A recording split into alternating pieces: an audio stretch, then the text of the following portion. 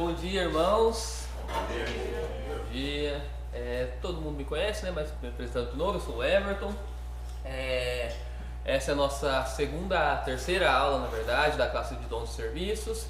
E o material que a gente está usando como base é esse aqui. Quem é você no corpo de Cristo, tá? Da Lida e Knight. A primeira aula foi o Mário que deu de introdução, né? Depois o João deu a segunda aula, e essa é a nossa terceira aula. E o tema dela é profetas, o dom de profecia, né? Exortação e ensino, beleza? Para a gente começar, eu vou fazer uma oração, pedir para Deus conduzir esse tempo, que Deus aqueça os nossos corações nesse tempo frio, tá bom? Querido Deus, nosso amado Pai, muito obrigado, Senhor, por esta oportunidade de nos reunirmos aqui, Senhor, como igreja, para juntos, Deus, podermos aprender um pouco mais sobre a Tua Palavra, sobre a Tua vontade para as nossas vidas e sobre os dons espirituais com os quais o Senhor tem adornado a Tua igreja ao longo dos anos, Deus. Peço que o Senhor venha estar conosco nesse meio, que tudo que for dito aqui, Senhor, de fato seja para a honra e glória do Teu santo nome, que o Senhor possa abrir os nossos corações para que nós possamos verdadeiramente, Pai, estarmos dispostos a guardar Tua Palavra, Senhor, e aplicar no nosso dia a dia, que hoje, Deus, o Senhor possa usar este tempo para abrir os nossos olhos a respeito dos dons espirituais que trataremos hoje e de como o Senhor tem edificado a Tua igreja com eles e de como nós mesmos, Senhor, podemos ser beneficiados, Pai, através da utilização desses dons no corpo de Cristo, Deus. Seja conosco e conduza esse tempo, Pai, para a honra e glória do Teu nome. É o que eu te peço e desde já te agradeço. Em nome de Jesus, amém. Amém, turma, amém. Sobre esses três dons aqui, profecia, exortação e ensino. Na opinião de vocês, qual que é o dom aqui que pode gerar mais dúvidas, ou que gera mais dúvidas em vocês, ou que vocês veem que tem mais confusão na igreja, enfim, aquele dom desses três que vocês acham que talvez mereça um maior esclarecimento hoje? Profecia. Sério? Eu achei que vocês iam falar que sim. Profecia, gente, mas por quê? Por que vocês acham que profecia é aquele que a gente precisa esclarecer melhor hoje? Justifique sua resposta. Porque assim, quando a gente escuta profetas, eu já sei que é coisa só que tinha no ano passado, só que sempre fica dúvida, será que ainda existe? Essa é uma dúvida importante. Será que existem profetas hoje? Eita, isso aí o Mário vai responder depois. Então, é justamente esse dom que a gente vai tratar primeiro, né? Que talvez seja o que demande mais tempo aqui de estudo, de reflexão nossa e talvez de discussão também, beleza? Então, o dom de profeta ou de profecia, né? Primeira coisa que a gente precisa entender é o que é profecia. Então, eu vou tirar a resposta, que eu gosto de perguntar. Vamos lá, turma. O que é profecia? Pergunta simples, fácil, tranquilo, não vai ter discussão, né, Oliver? Todo mundo vai acertar, todo mundo sabe.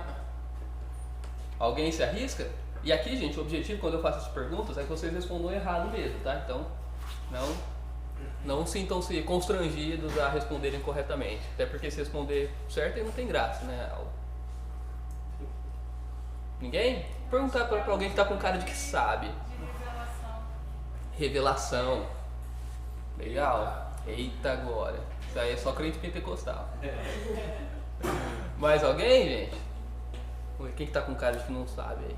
Sarinha. Sarinha, diga, Sarinha, o que é profecia? Igual a isso é uma revelação que vem de Deus e ele falava algumas coisas que eles iriam acontecer e tal. Legal, legal. Eu acho que quando a gente pensa em profecia, essa é a primeira resposta que vem na nossa mente. E a pergunta que eu vou fazer e que eu mesmo vou responder é: será que profecia é só isso? Vamos pensar lá nos profetas do Antigo Testamento. pensar no profeta Jeremias, né, por exemplo. Tudo que ele... Um profeta é escritor, né? A gente tem duas categorias, né? Os profetas escritores e os profetas não escritores, né? Qual que é o nome? Profetas que escreveram ou os que não escreveram, né? Basicamente. Por exemplo, o profeta Natan não escreveu nada, mas aparece lá nos livros de Samuel, né? O profeta Jeremias é um profeta escritor, um profeta que deixou algo escrito. Ele escreveu muita coisa. Tudo que ele escreveu eram de fato revelações de fatos desconhecidos ou de fatos que aconteciam só no futuro? Não. Hã? Também que estava acontecendo. Exatamente, ele apontava o erro das pessoas, da nação de Israel ali, e chamava a nação de Israel ao arrependimento, né? Então, nem todas as profecias dele envolviam de fato acontecimentos futuros, embora muitas delas envolviam, né? O próprio cativeiro babilônico, enfim.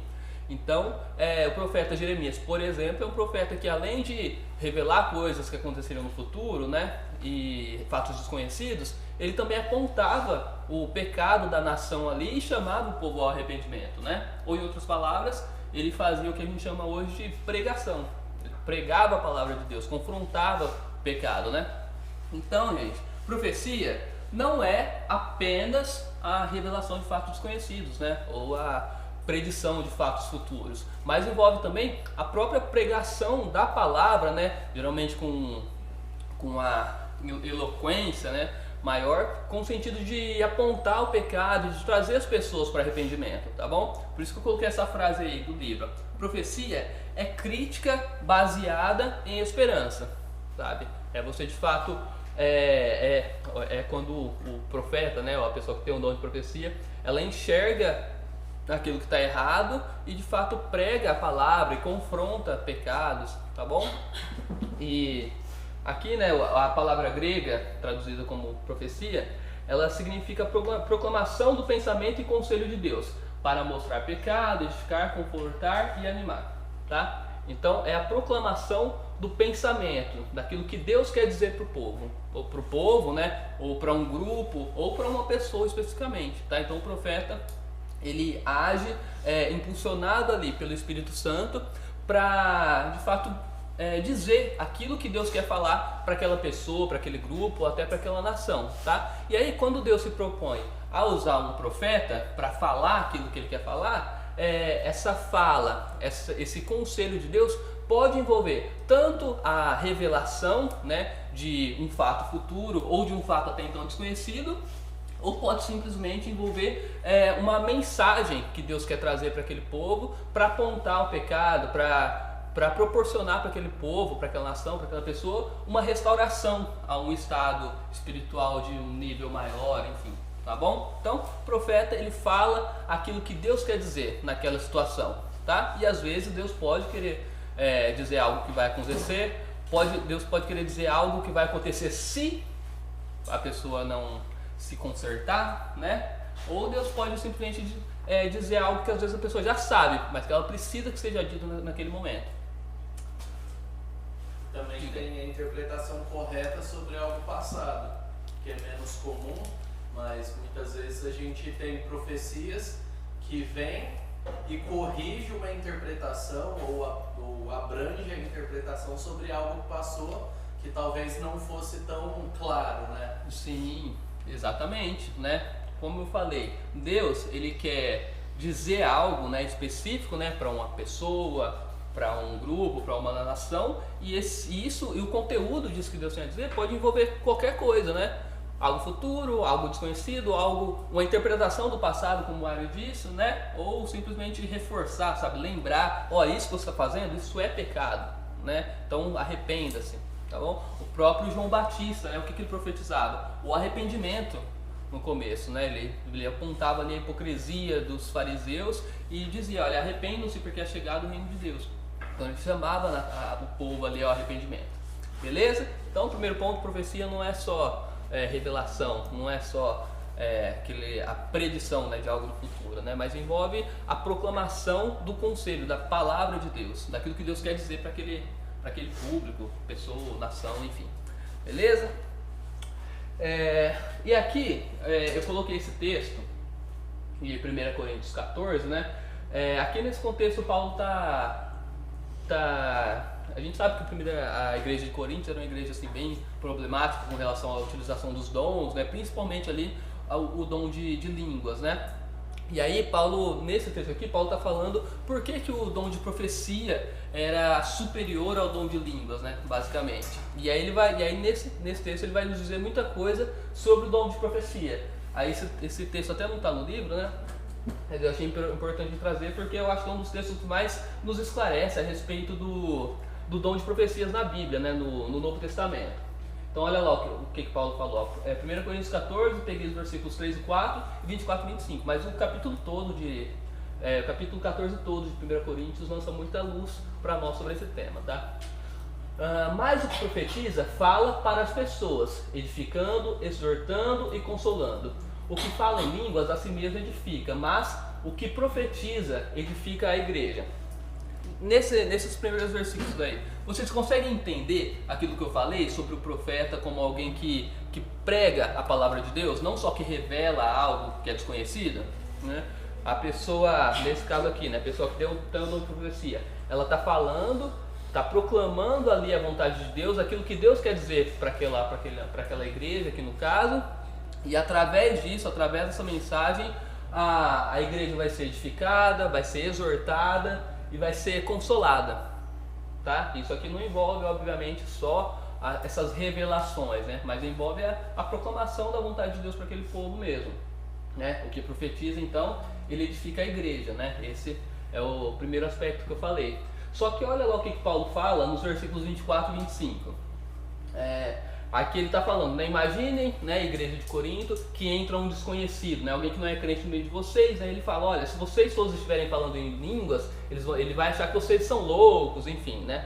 E aí ele continua, porém, se todos profetizarem, né? Obviamente Paulo está trazendo aqui uma ilustração daquilo que ele quer dizer, né? Ele não espera que todos tenham o dom de profecia, mas ele está falando, ó, imaginem isso, né? Para mostrar como o dom de profecia é importante.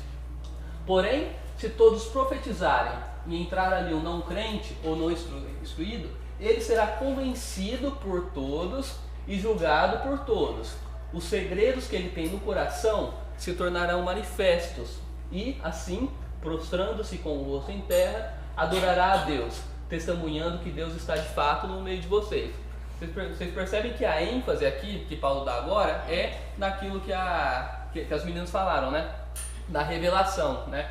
Os segredos que ele tem no coração se tornarão manifestos, né? Então é aquilo, a pessoa entra na igreja, né? Aqui nessa ilustração de Paulo, não sendo crente, né? Não sendo instruído, e ali, de repente, algum irmão que tem o dom de profecia começa a profetizar, e profetizando ali, revela algo do coração dessa pessoa, né? E aí ele fala, qual vai ser o efeito disso? As pessoas vão entender que Deus de fato está naquele lugar, e aí ela vai adorar a Deus, tá? Então nesse texto Paulo ele traz ali os dois aspectos do dom de profecia, tanto aquela profecia que acontece para a edificação da igreja, né, que vai envolver ali a proclamação da palavra de Deus de uma forma específica que a igreja precisa naquele momento, quanto também esse aspecto mais maravilhoso, né, que as pessoas olham e veem mesmo como sendo um milagre, aquilo que de fato impacta a pessoa ao ponto dela entender que Deus está naquele lugar, porque ela presenciou algo sobrenatural ali, certo? E isso é um elemento que acontece até hoje, né? Quando você está num grupo pequeno e tal, e aí de repente um comentário, uma ilustração, você está lutando com uma dúvida, uma interpretação, sei lá. E aí alguém traz ou dentro do assunto ou fora do assunto, e aí você fala, cara, você não sabe, mas Deus usou você para falar comigo. Sim, e às vezes você nem fala, inclusive, né? Infelizmente a gente não tem o hábito de Geralmente falar. a gente não fala. É bom falar, mas aquela coisa que é exatamente o que eu e Deus sabemos, e ele usa um terceiro, né? Uma pessoa, seja com esse dom ou não, mas acontece durante pregação, acontece durante grupo pequeno, acontece na convivência dos irmãos, mas o que é mais forte é no culto, porque no culto a gente senta e escuta. Exatamente. Então não tem aquela interrupção cotidiana que um fala, outro fala, muda de assunto. Na pregação é quando a gente foca mais, né? E às vezes o tema é aleatório para nós, Nunca ia imaginar que uma mensagem sobre mulheres falaria tanto comigo. A gente ouve, né? Uhum. Ou uma mensagem sobre mães. Eu não sou mãe. Mas aí, de repente, Deus usa aquele princípio e fala direto comigo. Então, a gente experimenta isso hoje, Sim. só que às vezes não percebe, porque a gente queria que alguém viesse e falasse, tem algum Mário aqui? Mário, pra você. Amanhã vai sair aquilo que você está esperando.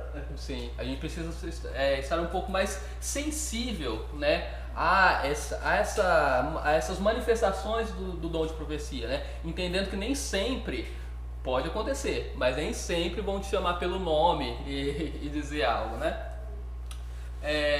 Bom, eu coloquei aqui algumas características, né? Isso aqui eu peguei do livro mesmo. Algumas características que geralmente a gente vai tender a encontrar em pessoas com esse dom, né? Opiniões e repreensões baseadas nas escrituras, né? Lembra que eu falei, o dom de profecia não envolve só a revelação, mas envolve a proclamação da vontade de Deus, que pode ser apenas a pregação das escrituras muitas vezes, né? Mas aí nesse momento, obviamente, o profeta ou a pessoa que tem o dom de profecia, para aqueles que não gostam do termo, ele vai repreender e vai dar a opinião dele baseada na escritura, nunca na opinião dele mesmo, tá? Vamos lá no exemplo então. Então o Oliver estava namorando com a Lorena, e aí o varão profeta chega no Oliver e fala: olha, eis que te digo de mim mesmo, Deus me disse que não deves tu namorar essa moça, né? Qual que é a base bíblica para dizer alguma coisa assim, né? É porque Deus me revelou, tal. Isso não é o verdadeiro dom de profecia, entende? Isso, o profeta ele vai trazer alguma opinião, alguma repreensão baseado no que as escrituras dizem, só, né? Agora o outro, senso de autoridade, sendo motivado poderosamente a comunicar as verdades de Deus, né? O profeta ele vai comunicar poderosamente as verdades de Deus, né? E ele mesmo ele já é revestido, né? Ele entende que ele tem essa autoridade, né? Você não vai ver um profeta assim, né? Geralmente em dúvida a respeito daquilo que Deus está dizendo, né? Geralmente ele está aplicando ali as escrituras e ele vai então entender que aquilo que ele está dizendo é verdade, porque ele está baseado nas escrituras, então ele vai ter essa autoridade. Bom, habilidade para interpretar as escrituras e aplicar, né? Geralmente o profeta ele vai ter essa capacidade de pegar o que as escrituras dizem e aplicarem para aquele contexto, né? E a capacidade de discernir o verdadeiro nível espiritual das pessoas, né? Isso aqui é uma característica interessante também, né? A gente espera que o profeta ele consiga avaliar, né? Conseguir entender de fato se a pessoa é verdadeiramente crente ou não, né?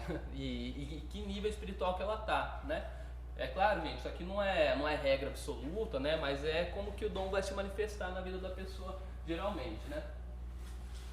Aí, esse texto é um texto que até o livro ele é como se fosse o texto principal aqui do estudo, tá? Só que o livro ele acaba não trazendo explicação disso, mas por isso que eu queria entender de vocês, né? Antes da gente discutir o que esse texto significa. Romanos 12:6 diz: temos, porém, diferentes dons segundo a graça que nos foi dada. Se é profecia, seja segundo a proporção da fé. Oliver, o que é proporção da fé? Na mesma medida. Na mesma medida? Esclareceu alguma coisa, pessoal? Não. Acho que não, Oliver. Então, justifique sua resposta. O que é segundo a medida da fé? Pelo que parece, né? Não entendo muito o que quer dizer. Mas conforme aumenta a fé, aumenta a graça do dom a graça dos dons, né? Porém, temos diferentes dons, segundo a graça que nos foi dada. Se a profecia, segundo a proporção da fé. Então, conforme aumenta a fé da pessoa, a profecia aumenta, ou esse dom na vida dela, seria isso? Para mim, isso está ligado à intimidade com Deus. A fé ela é resultado da intimidade com Deus. Então, quanto mais íntimo, mais fé você tem. Portanto, a sua profecia ela vai tendo mais profundidade, ou você vai escutar Deus com mais facilidade. Entendi. Legal. Muito bonito tudo isso. Agora, será que é isso que o texto diz? O Oliver, que é um cara que estudou no Palavra da Vida, já deve ter ouvido falar em analogia da fé. Não. Não? Vou perguntar pro Mário. Não, com o Mário eu... Analogia da fé, Mário. O que é analogia da fé? Esse termo eu já estudei, não lembro agora não. Ó, que legal. Mas o começo, mas eu sei o que o texto diz. Ah, tá. Então tomara que seja certa a minha interpretação. Se estiver errado, o Mário vai corrigir.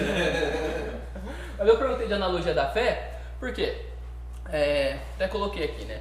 Ah, não, aqui já está a resposta. Analogia da fé é um conceito teológico, né? Que nos diz basicamente uma verdade que todos nós sabemos, só que a gente não sabe qual que é o nome teológico disso, né? Que nos diz que a Bíblia interpreta a Bíblia, ou que as Escrituras interpretam as Escrituras, né? Então, um texto, ele precisa ser interpretado à luz do que os outros textos dizem, né? Esse conceito de que Bíblia se interpreta com Bíblia é o que a gente chama de analogia da fé, certo? E, pasmem, esse conceito, né, analogia da fé, ele surge justamente desse texto aqui, Romanos 12:6. Porque a palavra aqui de proporção, né, que é traduzida para nós como proporção, ou dependendo da tradução vai trazer medida, né, dentro daquilo que o Oliver falou, a palavra grega é analogia, tá? Então a gente poderia chamar aqui de proporção da fé, analogia da fé, tá? Então esse conceito de analogia da fé, ele sai justamente desse texto, né, proporção da fé significa analogia da fé. E por que esse conceito de analogia da fé nos diz isso? Porque aqui o que Paulo está querendo dizer, essa palavra de analogia, ela significa basicamente a qualificação em termos, é um conceito complicado, né? Ele vai trazer até uma questão matemática, né? Mas em resumo, significa que a profecia ela deve ser exercida de acordo com a fé que já foi recebida, tá? E esse de acordo e a fé que foi recebida, indo para frente ou para trás? Eita. E a fé que foi recebida aqui não é aquela fé individual, aquela fé que o Oliver tem, que a Sara tem, mas é a fé que já foi revelada nas Escrituras, tá? Então a proporção da fé aqui significa em consonância com a verdade que já foi recebida no Evangelho, tá? Então, a analogia da fé é a ideia de que Bíblia se interpreta com Bíblia, né? Um texto ele precisa estar de acordo com os demais textos das Escrituras. Da mesma forma que Paulo está querendo dizer aqui aquele que profetize de acordo com a analogia da fé, de acordo com a fé que já foi revelada, de acordo com aquilo que já está escrito nas Escrituras sagradas, basicamente. Com o conteúdo, exatamente, com o conteúdo da fé que já foi revelado. Ou seja, se eu tenho o dom de profecia, a minha profecia precisa estar de acordo com as Escrituras sagradas. Eu não posso profetizar algo, né, que está em desacordo ou até que acrescenta algo àquilo que já foi revelado, tá bom? Então, não existe esse negócio de um profeta chegar e querer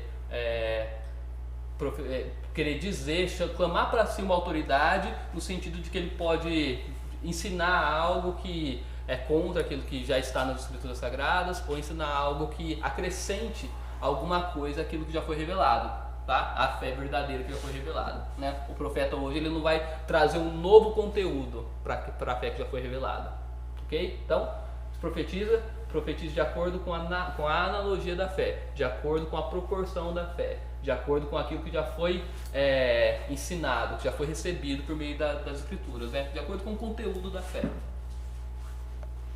Quer falar alguma coisa, Mário? Não, é só que esse conteúdo varia, né? Então nem todo mundo tem a mesma... Todo mundo professa a mesma fé, genericamente, mas nem todo mundo tem o mesmo conteúdo de conhecimento e domínio, né? Então isso influencia. A pessoa vai ser usada na medida também daquilo que ela tem. Sim. Então a importância de quem tem esse dom conhecer a Bíblia, em pensar sobre isso, porque o dom não faz o upload de tudo e coloca no nosso cérebro, exatamente. Porque se é um conteúdo, é objetivo. Se o conteúdo é objetivo, ele tem que ser aprendido. Para eu aprender, alguém tem que me ensinar e eu preciso estudar.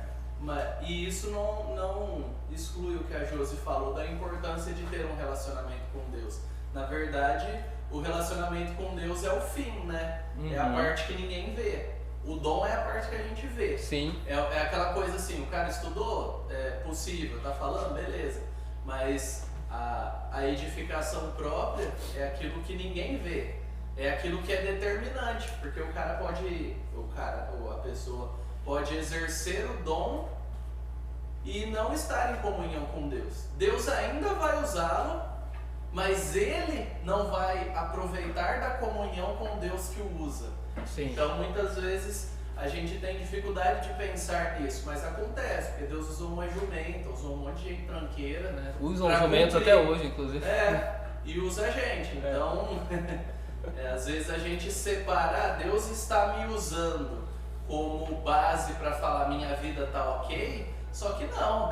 Deus usa gente que está vivendo errado também. Sim, então, exatamente. É importante o elemento que a Josi trouxe de o dom, ele tem que servir para gerar comunhão. Ele tem que servir para que essa comunhão com Deus mova você de um estado menos maduro para o mais maduro. Isso daí é aplicável a todos os dons, inclusive, né? Todos os dons, eles vão depender do nosso relacionamento com Deus, né? Eu ia perguntar a questão que você falou uma coisa de matemática, eu fiz matemática, porque... Não, é uma ideia matemática, né? Uma ideia de quantidade. Na faculdade, a gente viu muito essa questão de analogia mesmo, a gente aprendendo bem a palavra mesmo original, e viu que, tipo assim, pegava um triângulo e a gente via que só tinha 3 tipos de triângulo na história, tipo, geral. E todos eles têm razão dele, que vai mudar a proporção, que vai crescer no mercado à medida que você for olhando mais. Então, às vezes a gente pega um triângulo pequeno, que é a raiz, é a base, que vai nortear a gente, e o que vai crescer, à medida que você vai conhecendo mais, fazendo mais cálculo, vai olhando e da sua necessidade. Eu acho que seria um pouco toda dessa ideia, disso, como a gente fala. Sim. Se tem uma raiz, que é a Bíblia, quando você se aprofunda o estudo, isso vai...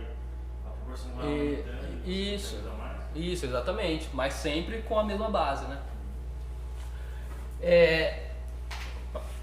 Beleza, e isso aqui, o que vocês acham? Mais bonito. Existem profetas na igreja de hoje? Sofia? Pode falar, assim. Eu falo pra ela, começa a rir. Nesse momento especificamente, não precisa sorrir, pode só falar. Tem a timidez que faz rir. Aí ela fica vermelha. Pode falar, Sofia, o que você acha? Existem profetas na igreja hoje? Ou deveriam existir, né? Porque existir existe, né? Agora deveriam, poderiam? Não sei. Boa, resposta honesta. Estou aqui para... Exato. Se eu soubesse, eu não estaria aqui. Quem está ensinando é você, não sou eu. Se fosse para eu ensinar, eu ia estar ali, né? Bom, depende do que a gente está chamando de profeta, né? Bom, se por profeta eu estou querendo dizer que é aquela pessoa que tem aquele ofício de profeta, como o profeta Jeremias, por exemplo, como o profeta Isaías, que tem aquela autoridade para escrever escrituras sagradas, né? Aí não existe. A gente nós não temos hoje, né? De acordo com a Bíblia, de acordo com as Escrituras, de acordo com o que é estabelecido no Novo Testamento, pessoas portadoras de autoridade para escrever palavra de Deus, né? Como eram os profetas do Antigo Testamento, né? Que edificaram as bases da fé judaica, né? Até então, e que consequentemente as bases da fé cristã também. Então hoje nós não temos profetas com essa autoridade, mas nós temos pessoas que possuem o dom de profecia, tá? E a Bíblia vai chamar essas pessoas, né, em muitas situações, de profetas e profetisas também, tá? Então depende do conceito. Eu posso dizer que tem profetas hoje, desde que eu esteja falando daquelas pessoas que têm o dom de profecia nos termos do que as Escrituras colocam pra gente no Novo Testamento, tá bom? Então, a minha resposta é sim.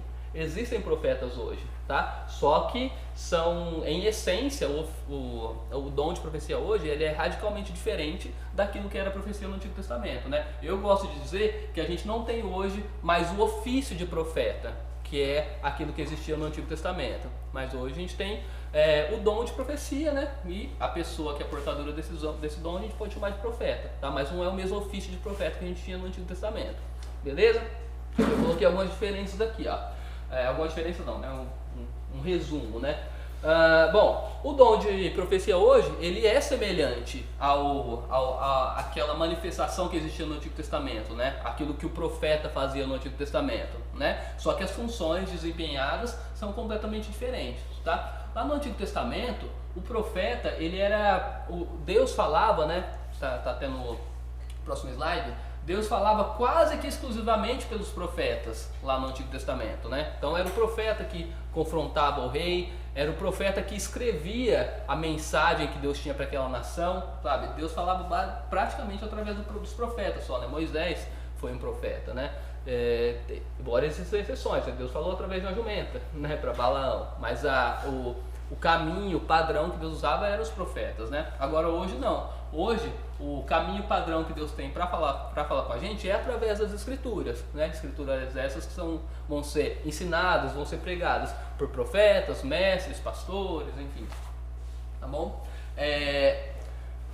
E esses profetas do Antigo Testamento, eles foram devidamente inspirados para escrever a base, né, as bases, né, da fé cristã. Paulo vai dizer que a igreja é edificada sobre a doutrina dos profetas e dos apóstolos, tá bom? Então, esse ofício de profeta do Antigo Testamento, ele tem uma autoridade completamente diferente dos profetas de hoje, tá? Bom, então o dom de profecia hoje ele ainda envolve, né, a inspiração divina, só que, como eu falei, de acordo com a proporção da fé, ou seja, nunca além, nunca diferente do conteúdo da fé que já foi revelado, né? Se a gente olhar para o Antigo Testamento, por exemplo, a gente não tinha as escrituras sagradas ali todas escritas, né, e sistematizadas como a gente tem hoje, né? Então o profeta ali, ele tinha uma autoridade diferente, como eu já falei, né? Agora hoje não, hoje nós já temos as escrituras, a gente já tem as bases da fé cristã estabelecidas, então o profeta hoje ele nunca vai profetizar em desacordo com aquilo que já está escrito, beleza? Até porque o Antigo Testamento falava que se fizesse isso, pedra nele. Exatamente. Sem dó. Sem dó. No Novo Testamento, né, a figura que a gente tem que poderia se aproximar mais do que era o profeta no Antigo Testamento é a figura do apóstolo, né, ou o ofício de apóstolo, né? Os apóstolos, sim, assim como os profetas do Antigo Testamento, receberam de Deus, né, da pessoa de Jesus Cristo, a autoridade para estabelecer as bases da fé, para escrever escrituras sagradas, né? E eles de fato exerceram isso, né? Só que o ofício de apóstolo ele é aplicável apenas àquelas pessoas que foram chamadas diretamente por Jesus Cristo para esse ministério, né? Para o ministério apostólico, que, né, em resumo, são os 12 ou 13, né? Dependendo. Ou 14. Ou 14 ou 11. Mas enfim, a Bíblia ela geralmente ela vai falar de apóstolos, né? Geralmente ela usa os 12, né? Os 12. A gente precisa entender esse 12 como um time, né? Um time de 12 que eventualmente até poderia não ser, né? Necessariamente o número 12, né? Mas ela, igual quando a gente fala de um time de futebol, a gente sabe que um time de futebol tem 11 jogadores. O Corinthians está jogando com o Palmeiras. O time do Corinthians perdeu, né? É um time, só que às vezes o Corinthians pode ter tido um jogador expulso, tem 10 ali em campo, mas a gente continua chamando de time, tá? Mais ou menos essa é a ideia. Mas em resumo, são aquelas pessoas, os 12, os apóstolos ali, beleza? Não existe esse negócio de sucessão pastoral, de sucessão apostólica, né? Que morre um, Deus coloca outro no lugar, não tem essa ideia, tá bom? Então, foi um ofício exclusivo daquelas pessoas, daqueles homens que foram chamados por Deus para aquele ministério, tá? Que receberam autoridade para escrever as Sagradas Escrituras, tá bom? Beleza, turma. Eu queria perguntar para vocês. Isso aqui. Vocês conhecem alguém com esse dom? Ou possuem esse dom? Ou pelo menos já presenciaram a manifestação que queiram compartilhar? Alguém? Ninguém? Esse dom tá escasso, então. Fala da profecia, como você está explicando, acontece ou pode ser uma que não acontece? O pessoal acredita. Como que não acontece? Como Não acontece, mas é profecia. Não. Feio, né? Fake, profecia fake? É, profecia fake, o pessoal pensa que é igual ao Antigo Testamento. Então pode compartilhar as experiências que você já teve com esse dom sendo usado corretamente ou falsamente, não sendo verdadeiramente dom. Que experiência você já teve? Pode compartilhar. Teve um dia que Tá eu coçando a garganta aí pra falar? Pode Não, falar. eu tava num culto lá no Pará, e tava num culto normal, e era final do ano, então eu já tava preparando para ir embora. Aí uma irmã chegou, escreveu um papelzinho, entregou pra mim. Ela, ó, tava orando, Deus me revelou isso, isso. Eu quero que você leia quando chegar em casa. Eu falei, ok. Segurei, cheguei em casa, ela falava, ó, você foi chamado para voltar aqui daqui tantos anos, para servir os índios, não sei o que. Aí eu, ó, ok, mas até hoje eu não voltei, então.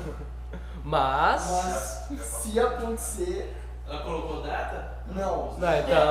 então ainda tá vigente. Então tá aberta essa profecia ainda. Não. Deus geralmente trabalha com calendário. É. Então não sabemos. Bom, pode ser e pode não ser. Pode ser, Mas eu acredito que não seja, mas enfim. E Deus, o que Deus acredita? Tem que esperar acontecer. Exatamente. Ó, profecia a gente só vai saber se ela é verdadeira quando ela acontece. Agora se ela é falsa, geralmente a gente... Ainda não aconteceu. Por exemplo, tem nossa avó recebeu uma profecia, né? Uma vez. Nossa, avó? Minha e da minha esposa. Ah. Na verdade da minha esposa, né? De santo. De todos. Ela é da minha esposa, mas eu considerava ela uma avózinha também, né? Os filhos dela pequenininhos, né? Bem novinhos e tal. Eu não sei quantos anos que ela tinha, mas sei lá, devia ter uns 50 anos, né? Os filhos pequenos. Aí a mulher profetizou dizendo, olha, Deus me revelou que a senhora vai falecer em breve, assim, né? Ela viveu 40 anos depois, então eu acho que essa era falsa, por exemplo. Conceito de breve. Mas o breve pra Deus é tranquilo. Pra Deus 1000 anos é um dia, né? Eu já tive experiências visitando alguns outros ambientes, outras linhas teológicas, né? Principalmente pentecostais e neopentecostais, e profetizaram um monte de coisa. Você vai trabalhar com tecnologia. Eu não sabia nada da tecnologia, nem computador eu tinha. Mas Deus poderia te ensinar. Exatamente. Aí eu fiquei esperando, não, Deus vai te levar para as nações, né? Falei, mas eu só preciso estar em uma, né? Mais de uma é impossível. Geograficamente. Não dá pra estar em mais de uma. Não, mas hoje nação. com trabalho remoto dá. Mas eu não tô lá. Pra Deus não tem home office. E aí falaram tal e se provou totalmente infundado. Ou eu tava desempregado e tal. Uma pessoa orou e falou, essa semana você vai conseguir um emprego nessa área. E passou, e aquela semana objetivamente acabou, são 7 dias. Passou e eu não consegui naquela área. Então foi claramente uma mentira. Só que eu tive uma experiência, minha mãe teve com uma irmã super simples e comprovada ao longo do tempo que ela era obediente a Deus, a família e tal. E ela falou e pôs data e aconteceu, inúmeras coisas. E uma das primeiras coisas foi quando minha mãe estava grávida. Essa é legal de contar. Minha mãe estava grávida e aí ela fez ultrassom, a gente tá falando de 89 aí. 89, o ultrassom não mostrava o rosto, não mostrava a expressão e o sentimento da criança igual hoje, né? Que a ultrassom de hoje quase lê o pensamento da criança. E aí tinha dado menina, 3 ultrassons. E aí essa senhora, ela falou, vai ser um menino e ele vai servir a Deus, ele vai ser pastor. E aí ela falou isso e passou. Aí minha mãe só falou da parte do vai ser menino. Aí metade do enxoval tava amarela, algumas coisas só. Ela acreditou mais ou menos. Aí foi um fuzuê depois, uma bagunça para trocar tudo, colocar uma cor, né, menos rosa. E aí depois, com 14 anos, eu tive convicção do meu chamado. Minha mãe nunca tinha me falado nada sobre essa parte de vai ser pastor. E aí quando eu falei pra ela, eu falei, eu quero ser pastor, eu vou ser pastor, eu entendo que Deus está me chamando. Ela falou, em 89, há 15 anos atrás, a irmã Maria, né, clássica, muitas irmãs Marias, a irmã Maria falou que seria assim. Sim. Então isso foi um negócio absurdo assim pra mim. Seria melhor se não tivesse acontecido, porque eu poderia falar, não creio, pronto, acabou.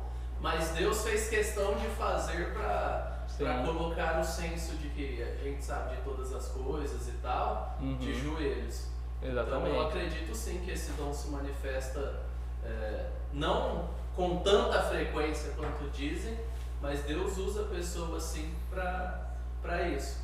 Na sua história é bom lembrar que você, com 14 anos, você teve convicção de que seria pastor, mas você não foi criado como cristão, né? Durante esse tempo todo. Não foi assim, a sua mãe era crente e tal, te levou para a igreja desde cedo, não. Você não teve essa criação.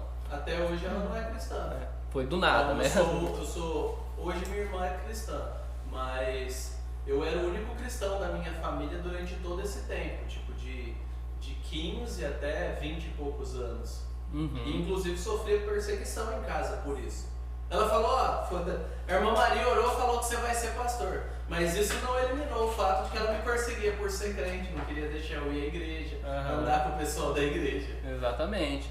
Vocês percebem que existe muita profecia falsa, né? Muita aquilo que é dito como profecia, quando na verdade não é, porque não é revelação da vontade de Deus, né? Mas a gente precisa ter em mente que existe, né? A Bíblia nos coloca esse dom, né? Ela coloca, Paulo escreve que esse dom existe, ele explica como isso tem que ser feito, né? Então a gente não pode deixar que essas falsas manifestações nos levem a entender que isso não existe de verdade, né? Eu tenho duas experiências, três, né? Uma falsa e duas verdadeiras. Talvez o Lucas até conheça alguma, mas uma falsa verdadeira e uma verdadeira surpresa. Ó, por exemplo, uma vez, vou contar primeiro uma, vocês vão dizer se é falso ou se é verdadeira. Não, mas por exemplo, uma vez a gente estava num congresso, né? Lá na igreja, o Lucas era da igreja que eu ia antes, né? Congresso de jovens, e aí o pregador pregou, né, durante o culto, né, e tal, e aí no final do culto, aí tinha algumas pessoas ali na frente, né, tal, e ele pregando, e aí em um determinado momento ele olhou para uma menina que estava no meio. A Josi, caso você não tenha percebido, né, a Josi também estava presente. Não se deixe influenciar pela risada dela, tá? Você nem não sabe se é falso ou se é verdadeiro. Mas assim, ele olhou para uma menina ali no meio de todas as pessoas, né? Olhou bem para ela e chamou ela para subir no púlpito lá durante o culto. E aí ele, na hora ele falou, olhando fixamente para ela, e disse: olha, ninguém sabe aqui, né? Mas essa menina que está aqui, ela tem pensamentos suicidas. De noite ela começa a falar várias coisas pela cabeça dela, ela está passando por problemas terríveis e ela já pensou várias vezes em tirar a própria vida, sabe? Falou um monte de coisa, a menina ali olhando para ele fixamente, ele falou: não é verdade? Ela falou: não. Todo mundo. E eu inclusive estava no púlpito no dia, né? Não sabia onde que eu colocava a cara. Ué. Entendeu? Então, isso é uma falsa, né? Mas, na mesma igreja, inclusive, eu me lembro de uma situação. O Josi, a Josi e o Lucas não vão se lembrar disso, porque eu acho que é algo que ficou marcado pra mim, porque eu sabia toda a história, né? Mas um dia a gente foi visitar uma moça, né? Uma moça jovem, num domingo à tarde, e era uma moça que ela era jovem, devia ter uns 20 e tantos anos, e ela estava passando por um problema de depressão seríssimo, sabe? Primeiro, tinha acontecido várias coisas na vida dela, e ela estava com um quadro grave de depressão, fazendo tratamento psiquiátrico, e a gente foi visitar essa moça. Ela não era cristã, não era da nossa igreja, não era nada. E aí a gente foi visitá-la naquele dia, né? Conversamos com ela, pregamos e tal. E convidamos ela para ir no culto à noite, né? Só que ela não deu resposta, nem que sim, nem que não. Mas aí no culto à noite ela apareceu e estava lá no culto. E a pessoa que estava pregando no dia era uma pessoa que eu particularmente não gostava muito quando ele pregava, porque eu achava que faltava ensino na pregação, né? Eu sou uma pessoa que olha a pregação, gosto muito de que a palavra seja ensinada também, né? Só que aí eu tinha um pouco de preconceito quando ele ia pregar, né? Enfim, ele pregava e aí naquele dia ele estava pregando, né? Aí eu vi que a menina já estava, aí eu falei: nossa, tomara que a pregação hoje seja uma pregação boa, que sabe de fato, porque eu estava muito querendo que aquela pessoa, né, fosse, enfim, né, viesse para o nosso meio, né, e tal. E aí quando ele foi pregar eu já dei uma desanimada, né? Por isso que eu acho que essa experiência foi muito boa assim pra mim, eu acho que Deus queria falar muito comigo naquele dia. E aí ele começou a pregar, e aí Aí ele foi pregando e aí eu falei, nossa, hoje a pregação, que bênção, né? Tá boa. E de repente eu comecei a perceber que ele começou a falar muito sobre essa questão de, sabe, de depressão, de sofrimentos. E eu não lembro exatamente o conteúdo, mas eu conseguia perceber que muitas das coisas que ele estava falando ali era exatamente o que a menina tinha exposto pra gente durante a visita, sabe? Até com as mesmas palavras. E aí, sabe, enquanto ele ia falando, eu comecei falar, nossa, glória a Deus, Deus de fato está falando, Deus trouxe ela aqui hoje por um motivo, né? E ele foi falando e as palavras, sabe, fluindo, e muito do que ela tinha falado era o que ele falava ali no final. E naquela igreja, no final do culto, geralmente tinha um apelo, que era o momento onde o pregador chamava a pessoa, olha, você quer aceitar Jesus, né? É aquilo clássico, né?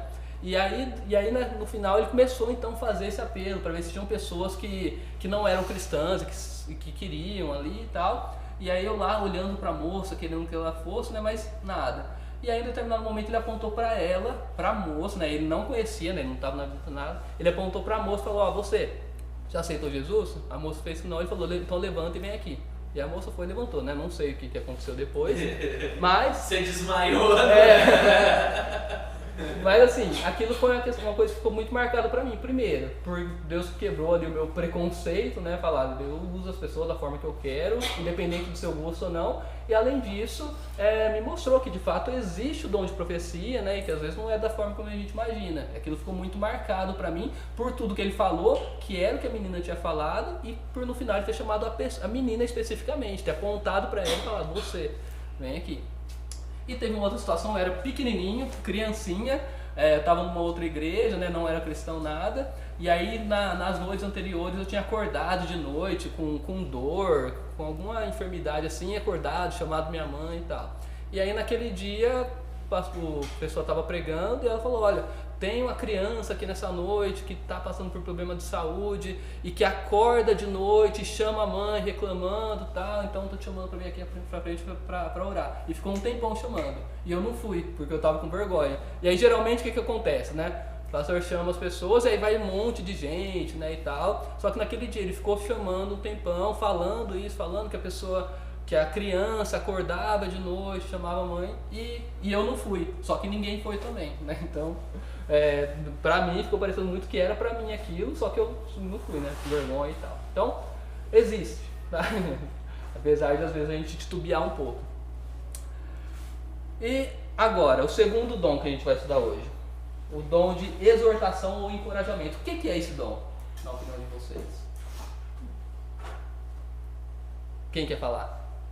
João tá muito quieto hoje, pode falar, João. O dom de exortação ou encorajamento. Seria aquela pessoa que exorta, né? O dom de exortação geralmente tem a ver com exortar. Geralmente. É aquela pessoa que te repreende, mas não é aquela repreensão meio, pode dizer, grosseira, sabe? É aquela que te chama pra perto, te ajuda e te põe no eixo, assim, sabe? Isso, exatamente. Exortação é isso. A gente pensa em exortação muito como se fosse admoestação, mas são coisas diferentes, né? A admoestação é quando, olha, eu mostro aquilo que está errado e repreendo. Exortação tem mais a ver com encorajamento, né? Eventualmente, quando eu estou exortando, eu vou apontar o erro e falar, olha, isso aqui que você está dizendo está errado, mas principalmente eu vou te trazer para o caminho correto, né? Isso é exortação ou encorajamento. A palavra que é traduzida geralmente como exortação, ou encorajamento, ou até consolação, é paraclesis, né? Que ela tem esse significado, né? E então a pessoa que tem esse dom de exortação, né, do paraclesis, ela vai fazer isso que o João falou. E é interessante a gente pensar que o Espírito Santo, ele é classificado como paracleto por Jesus Cristo, que é aquele que consola, né, ou que exorta. A gente traduz geralmente como consolador, né? Mas a palavra grega do Espírito Santo, paracleto, é aquele que faz a paraclesis, né? Aquele que exorta, que consola, que anima, tá bom?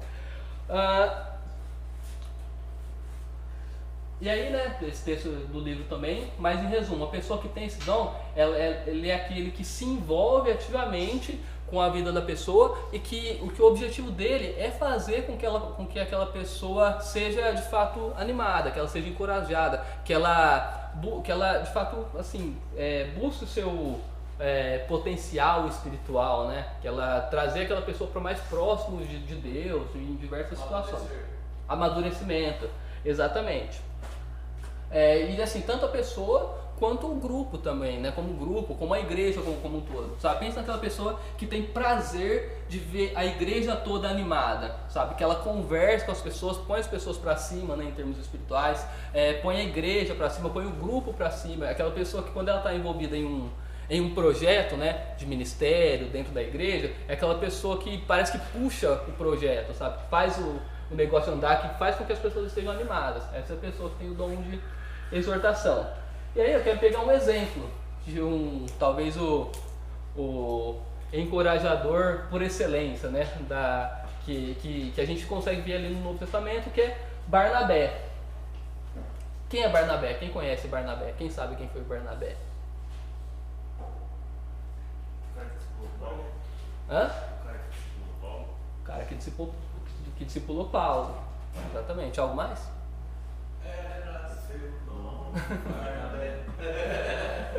Isso, exatamente. Vamos ver assim, vamos analisar um pouco a história dele, né? Então ele aparece lá em Atos 4:36, né? José, a quem os apóstolos deram o nome Barnabé, que significa filho do encorajamento, né? Ou filho da exortação, ou filho da consolação, dependendo da sua tradução, né? Essa palavra encorajamento ali é a paraclesis ali que eu falei, né?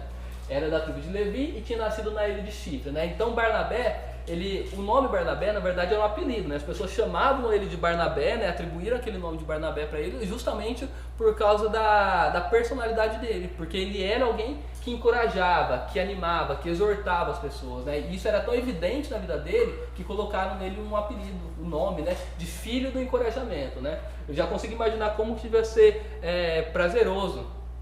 Oh, meu Deus do céu. Como que devia ser prazeroso você ter contato, você conviver com uma pessoa como essa, né? Prazeroso e edificante. Peraí, gente, deixa eu pegar. Olha, põe pra carregar pra mim. Beleza. E aí, olha o que nos diz lá em Atos 11, 22 e 23, né? A notícia a respeito deles, né, dos cristãos de Antioquia, aqui, se não me engano, chegou aos ouvidos da igreja que estava em Jerusalém e enviaram Barnabé até Antioquia. Quando ele chegou e viu a graça de Deus, ficou muito alegre e exortado a todos a que com firmeza de coração permanecessem no Senhor. Então aqui a gente vê esse irmão Barnabé exortando uma igreja, né, encorajando a igreja, né? Ele já chega ali, se alegra e começa a exortar, né, a exercer esse dom, né? E aqui um dos pontos mais interessantes, né? Olha o que aconteceu. Quando Saulo chegou a Jerusalém, tentou se encontrar com os discípulos, mas todos estavam com medo dele, pois não acreditavam que ele tivesse de fato se tornado discípulo. Então Paulo foi convertido naquele encontro com Jesus na estrada de Damasco, né? Só que ele era um homem que perseguia a igreja antes. Então imagina, o cara era um perseguidor da igreja, prendia todo mundo, de repente chega a notícia de que ele foi convertido e se tornou discípulo. Os discípulos de Jerusalém tiveram muito receio, né, e duvidaram daquilo. E aí o que Barnabé fez? Então Barnabé o levou aos apóstolos, eles contou como Saulo tinha visto o Senhor no caminho para Damasco e como ele lhe havia falado. Contou também que em Damasco Saulo havia pregado corajosamente em nome de Jesus. Então Barnabé aqui é o cara que olhou para Saulo e, apesar de todas as circunstâncias, de todo o passado dele, ele foi quem acreditou no então Saulo ali, ao ponto de pegar ele e levar ele junto com ele para conversar ali com os discípulos e para falar a respeito dele para os discípulos, né? Então olha o papel que Barnabé teve aqui na vida de Saulo, né? Foi o cara que acreditou em Saulo e que foi junto com ele, né? Foi dar a cara a tapa ali diante dos discípulos para falar, olha, esse homem de fato ele tem demonstrado que ele é servo de Jesus, ele tem pregado corajosamente, né? Tem um elemento que não fica claro, mas está implícito, é que se Jesus de fato se encontrou com Saulo e eles não estavam querendo falar com Saulo, eles não estavam no caminho correto. Sim. Então, os discípulos aí, ou mesmo a igreja, precisa de pessoas como essa, porque quando a gente não está no caminho correto, quando a gente não está sensível a Deus, alguém precisa se colocar, sim, alguém precisa abrir a boca, alguém precisa correr o risco, porque quem ia morrer, no caso, se Saulo fosse falso, seria o próprio Barnabé, sim, que ia sofrer as consequências. Exatamente. Então ele se envolve indo no problema e investindo de si. Ele não terceiriza para um pastor, para outro. Ele vai, sim, ele assume o risco. E aí ele vai junto, tanto com Saulo, ele meio que une a igreja e Saulo, exatamente, os discípulos. É interessante a gente pensar, quando a gente pensa em exortação, a gente pensa geralmente no momento, nossa, eu tô triste, tô desanimado, vem alguma pessoa falar comigo e me levar para cima. Mas o dom de exortação, na verdade, ele é usado para a igreja toda, né? Ele impacta na vida da igreja toda. Nesse caso aqui, como o Mário lembrou, Barnabé está desempenhando um papel na vida de Saulo, né, para trazer Saulo para desempenhar o verdadeiro potencial dele, né, porque ele viu, ele sensível à voz do Espírito Santo, conseguiu enxergar ali de fato o que Deus estava fazendo. Só que além disso ele impactou também a vida dos discípulos aqui, dos apóstolos e consequentemente da igreja toda, porque ele está animando Barnabé, ao mesmo tempo ele está trazendo a liderança da igreja para o caminho correto. Sabe? Então ele está tendo impacto na igreja como um todo e não só na vida de Barnabé. A alegria da pessoa que exorta de Saulo, isso. A alegria da pessoa que exorta é ver todo mundo, a igreja toda encorajada e animada e ali agindo, né, buscando e vivendo de acordo com aquilo que Deus quer, né?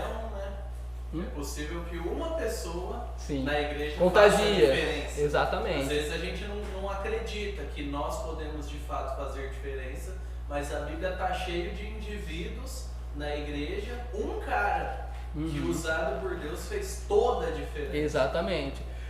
E a exortação era um dom que Barnabé tinha, né, e que é muito nítido, e a gente consegue ver isso em uma outra situação também muito famosa, né?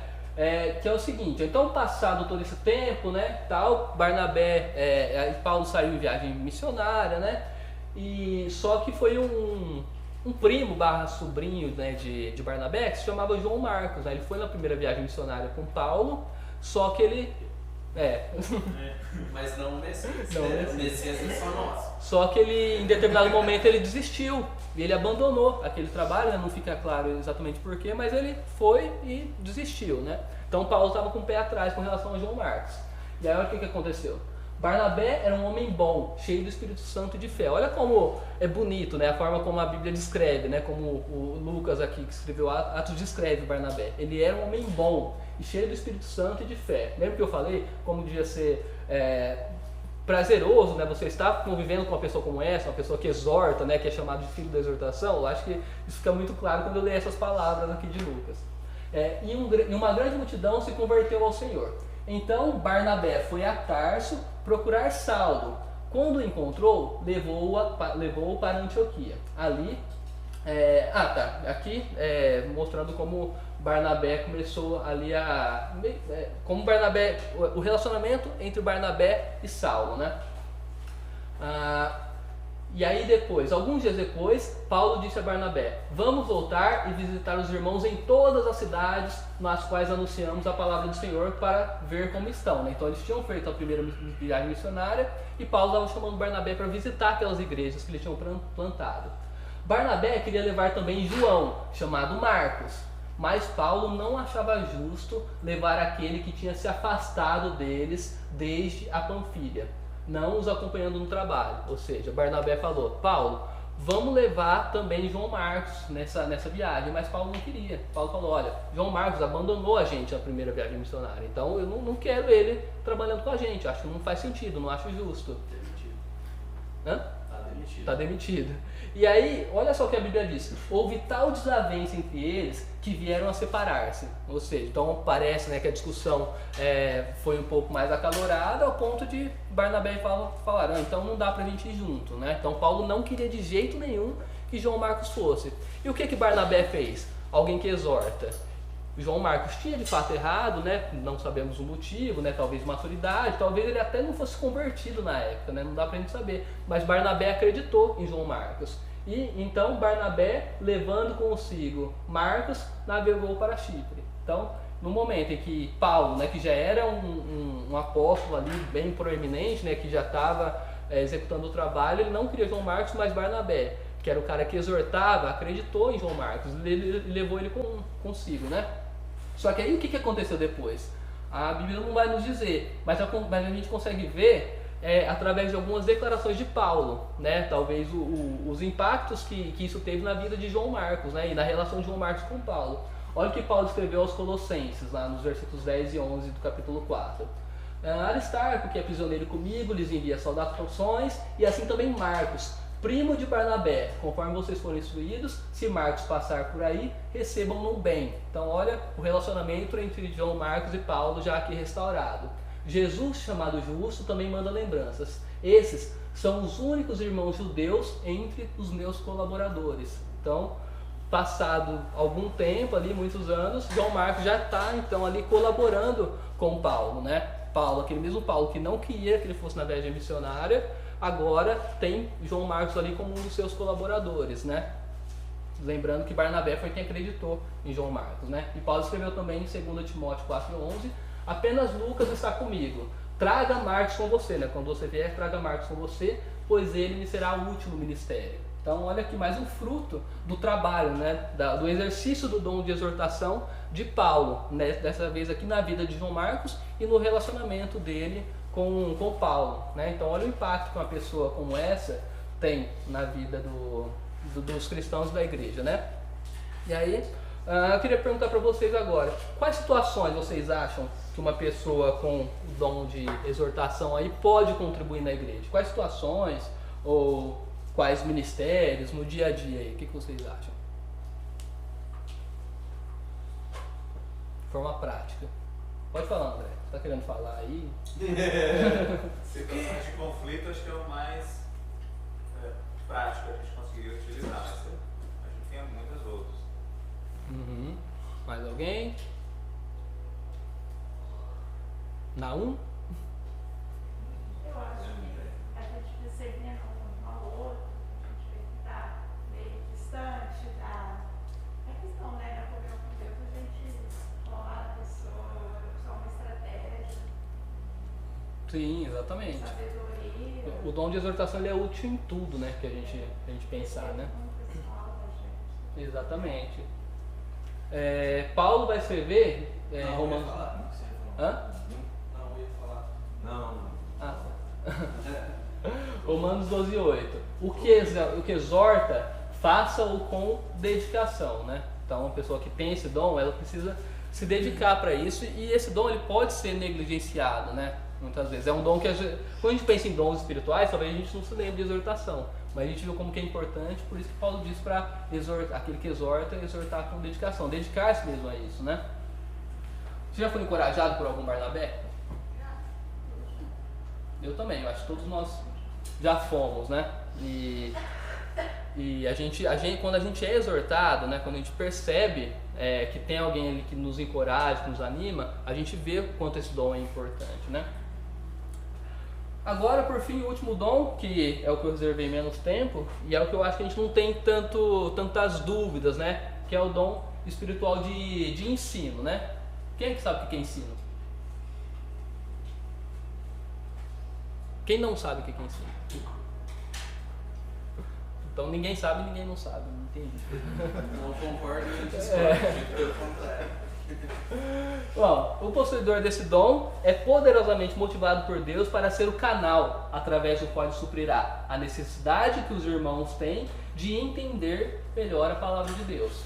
Então, o cara que tem o dom do ensino é aquele que vai ter a capacidade de, primeiro, aprender aquilo que as Escrituras nos dizem, e vai ter ali a facilidade de explicar isso para irmãos que não tem tanta desenvoltura para interpretar, não tem tanto, às vezes, tempo, né, para investir no aprendizado daquilo, e esse cristão então vai ser o canal que Deus vai usar para promover o crescimento em termos de conhecimento do corpo de Cristo, da igreja, do grupo pequeno, individual através do discipulado.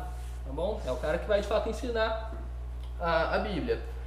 Eu peguei essa definição de uma Bíblia da CPAD, que eu achei que ela é bem esclarecedora. Ó. Ensinar é a disposição, capacidade e poder dados por Deus para o crente examinar e estudar a palavra de Deus.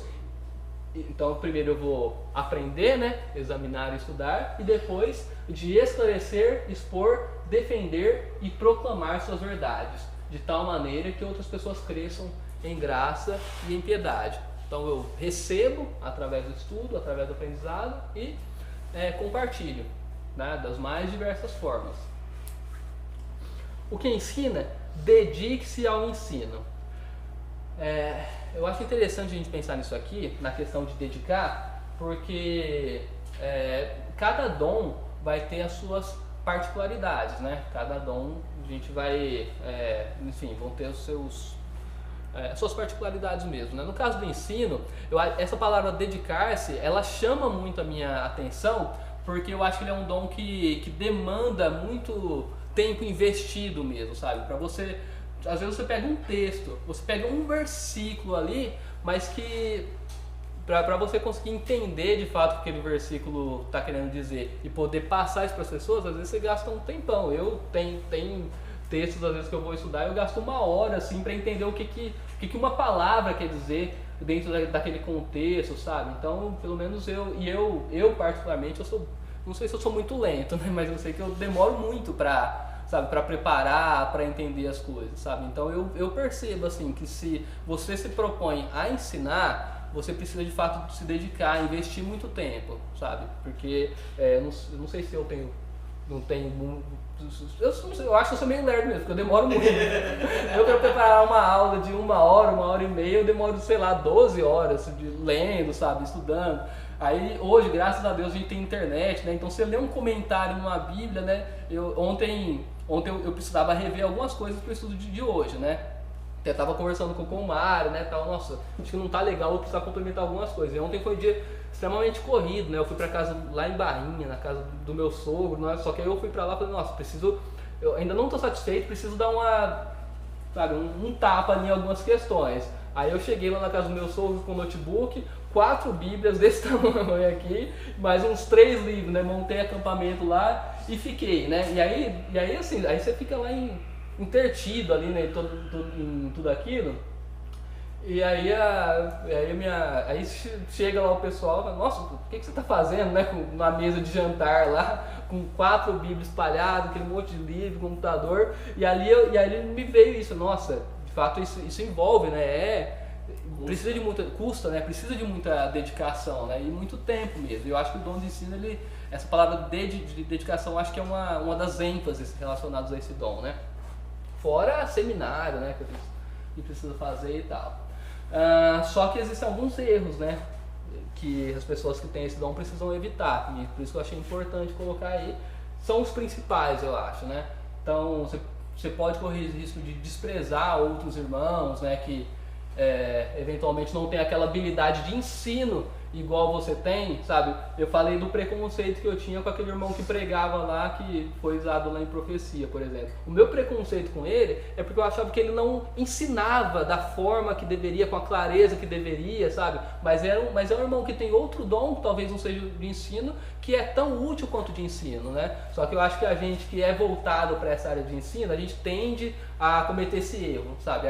E às vezes até dando aula. Você pode ter um professor dando aula que não tenha necessariamente o dom de ensino, mas que tem um dom de profecia, por exemplo, que ele vai conseguir pregar aquilo que precisa ser pregado no texto. Talvez não com o nível de profundidade que você espera, sabe? Mas que está cumprindo o papel ali também, né? Omitir a aplicação prática, isso é uma tendência que eu tenho, para falar a verdade, né? Eu me empolgo tanto ali em querer entender o que o texto quer dizer, em querer explicar para os irmãos, e às vezes eu tendo a negligenciar um pouco a parte prática. Tá, você ensinou isso, você aprendeu isso, mas e no dia a dia, como que eu uso isso? Então isso é um erro que a gente precisa tomar cuidado também. Ter o ego inflado, nossa, eu conheço tanto sobre determinado assunto, e aí eu começo a me achar que eu sou o Deus sobre aquilo, né? Ninguém tem o direito de discordar de mim porque eu sei tudo sobre aquilo, né? Ou até sobre qualquer assunto. Então a pessoa que se dedica ao ensino, ela pode, né, ter a tendência a se ensoberbecer com relação a isso. Então é um cuidado a ser tomado também. E ensinar princípios bíblicos sem vivê-los, né? Conhecer, ter conhecimento, ensinar não é a mesma coisa que viver, tá? Então é importante a gente conhecer, é importante a gente aprender, é importante a gente ensinar, mas muito mais que isso, é importante a gente viver aquilo que a gente aprende, aquilo que a gente ensina.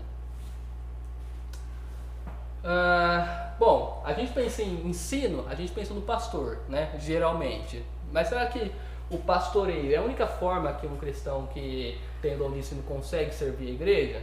Né? De forma nenhuma. E também o pastor não precisa ser necessariamente a pessoa que tem o dom do ensino, né? Eu acho que é importante, ele precisa ser apto a ensinar. Mas você pode ter um pastor que tem o dom da exortação, você pode ter um pastor que tem o dom de profecia, por exemplo, né? Para falar dos 3 que eu falei aqui, tá? Só que além disso, ele vai contribuir para o crescimento da igreja local como um todo, através de grupo pequeno, através do discipulado, através do CCB, né, para falar aqui da nossa igreja, da estrutura da nossa igreja, né, escola dominical, igrejas que tem, tá? E além disso, uma outra forma de contribuição é no fornecimento de conteúdo, né, de subsídios, né? E a gente está montando isso com base em um livro, né? Esse livro foi escrito por alguém que dedicou-se a esse tema e que se propôs a ensinar sobre esse tema, né? Eu tinha lá mais outros 2 livros. Eu uso, né, geralmente 4 bíblias de estudo, com rodapés, com notas, tudo isso é produzido por irmãos que têm o dom de ensino, tá bom? Então, a pessoa que tem o dom de ensino vai contribuir de diversas formas. E custa, né? Custa. Às vezes a gente fala assim, eu já ouvi, né, de gente que graças a Deus eu não agredi, mas Bíblia não se compra. Falei, então você faz o quê? Brota? Você planta uma árvore? Não, porque Bíblia é um negócio, é espiritual, não se compra. Você tem que ganhar. Ela falou, você compra tudo, você compra seu celular, sua roupa, sua viagem, mas Bíblia não se compra. Aí você tem um celular de R$3.000, mas 150 numa Bíblia para o seu estudo não vale a pena. Sim. Então o ensino, muitas vezes, ele é tão desprezado como se fosse algo indiferente. Eu não preciso investir. Afinal, eu terceirizo isso para algumas pessoas, a gente paga para algumas pessoas aprenderem, e aí ela tem que fazer eu aprender. Sim. Eu estou terceirizando. Então, a dificuldade que a gente tem muitas vezes em igreja é que todo mundo acha que sabe o suficiente para não aprender. E aí, às vezes, a gente precisa passar muito tempo argumentando que as pessoas precisam aprender. E criar mecanismos na igreja, né, o CCB é um deles. Mas o grupo pequeno, aconselhamentos, visita, o próprio discipulado. Simples fato de você se juntar com alguém durante um tempo e falar, vamos estudar tal assunto?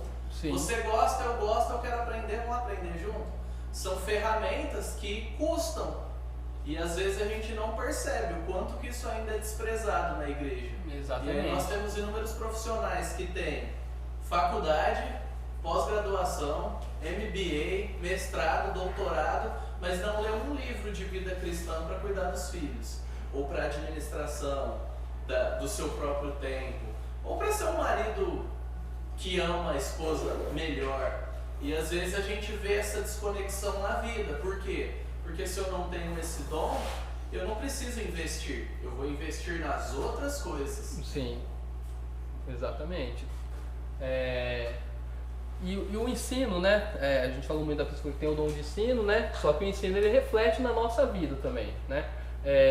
Eu queria que alguém dissesse, olha, você já teve alguma situação onde você foi ensinado sobre alguma coisa e que aquilo impactou de forma prática assim sua vida? Um ensino novo que você adquiriu, seja através da leitura de um livro ou através de alguma pessoa, que aquilo de fato mudou sua vida em algum aspecto? Você consegue se lembrar? Pode falar. Esses anos todos, assim, pastor do Bento e muitos outros, né, pastores, sempre querendo que eu entendesse a teologia bíblica. Eu até conversei com a Mari na pandemia, a sede de buscar, né, de ouvir Deus, eu comecei a ouvir os áudios do reverendo Augusto Nicodemos. Pronto. Assim, sim. Isso que é.